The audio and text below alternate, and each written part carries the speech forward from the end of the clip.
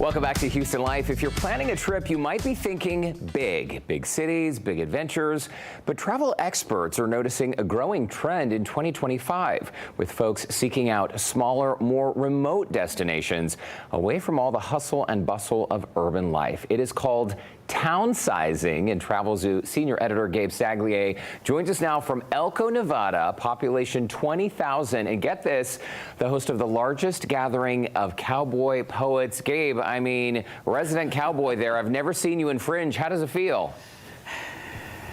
You know, I think I'm going to keep this. I'm at the California Trail Center out here in Elko, Nevada. These guys have outfitted me in the real deal. This is, you know, I'm doing it the pioneer way, but I might keep this. I like the Fringe. But you said it, Elko, population 20,000. That makes this the largest town for hundreds of miles in either direction, because that's the idea, right? We're going to smaller, off the beaten path, off the grid places to slow down, be in the moment, and more intimately connect with the folks who live right here. It looks so beautiful, almost like stepping back in time. And Gabe, I understand that where you are now in Elko, Nevada, it's known as the Cowboy Corridor. Explain that. All right, so yeah, this is the Cowboy Corridor. I'm looking out at Interstate 80.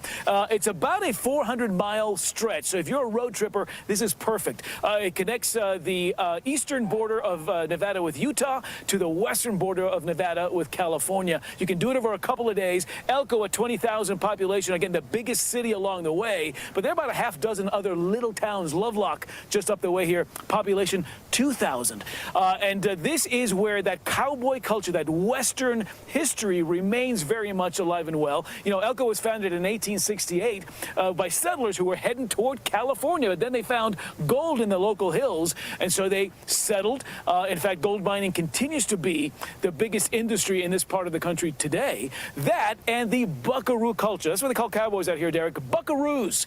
And so beautiful, wide expanse of ranches, great cowboy-inspired cuisine and arts. And as you mentioned, this week it's been all about cowboy poets. It's the largest gathering, this is the 40th year they're doing it now, gathering of cowboy poets from around the world. So I've been attending cowboy poetry readings, music sessions, Western craft classes, film screenings, lectures. The cowboy culture, again, very much alive and well in this part of northeastern Nevada these days. It's so beautiful. And Gabe, you know, here in Houston, when you're outside at night and you look up, you don't really see a lot of stars because we have so much light pollution, so much light from the city blocking our view. So in addition to the townsizing trend, I understand that dark sky tourism is another trend to watch out for in 2025. Yeah. We just saw a beautiful video of the stars at night in the sky.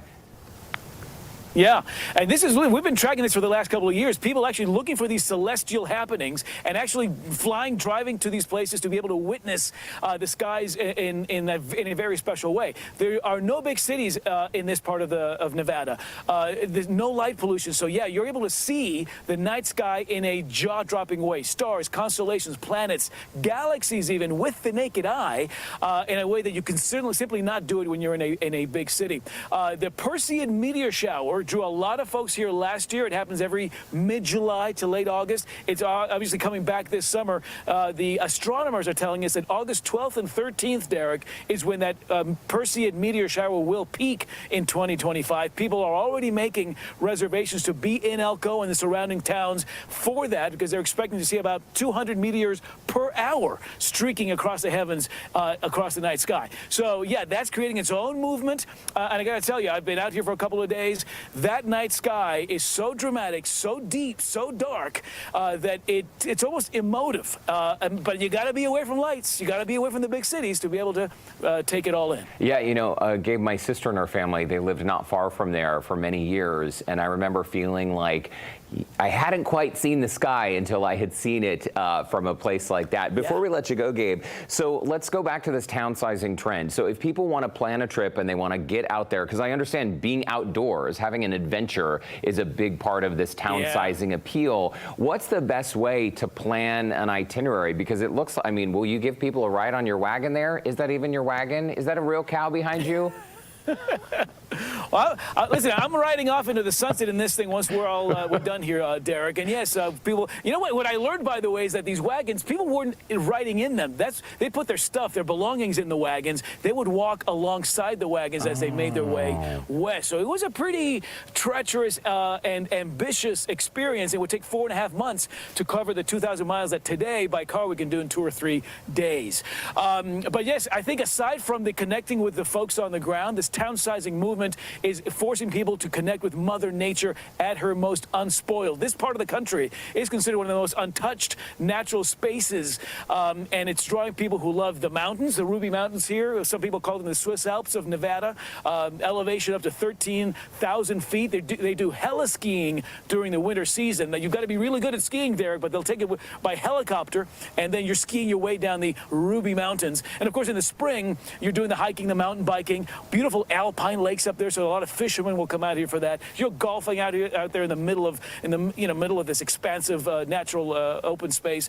So yes, that connection with not only with people but with Mother Nature, part of that Townsizing experience, because it's forcing you to get off the grid, take the I-80, but then move out and explore some of that great wide open terrain. To plan a trip like this, if you're an outdoor enthusiast, if you're a dark sky enthusiast, I highly recommend this part of northeastern Nevada. Elko is a great sort of home base for these kinds of experiences. Check out travelnevada.com. Great tips and some wonderful road trip itineraries there. And then, of course, on the Travelzoo website, we've got a whole showcase spotlighting northeastern Nevada.